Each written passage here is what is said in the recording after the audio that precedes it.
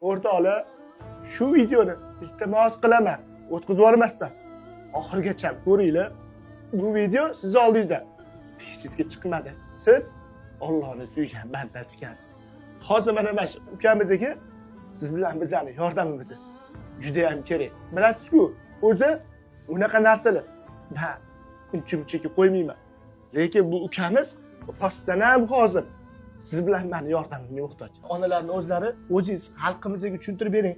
O'g'lingizlarga nima bo'lgan? O'g'lim tug'ma skolyoz bilan tug'ilgan. 2 marta operatsiya qildirdik. Hozir 3-chisiga qiynalmoqmiz. Orqasiga temir qo'yilgan. Temir hozir buni orqasidan terisini teshib chiqaryapti. Mana hamma tashxis natijalari ham bor ekan. Hech qaysi onaga farzandini bunaqa ko'rish oson emas ekan.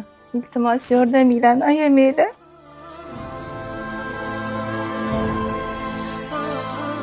Yig'lamay, sizlarga yetayotgan temirim mana shu qaranglar, bo'rtib chiqib turibdi. O'sha terisini yorvoraman deyapti. Ichki tomoni yuragiga botayotgan ekan. Siz bilan biz yotganimizda, tegimizda nimadir qolib ketsa, qanaqa azob chekamiz? Bu ukamizni hozir qanaqa azob chekayotganini tasavvur ham qila olmaysiz. Shu ukamizni tuzalib ketdi, ota-onasini bag'rida o'tirib, kechqurun ba'zizlar qilib siz bilan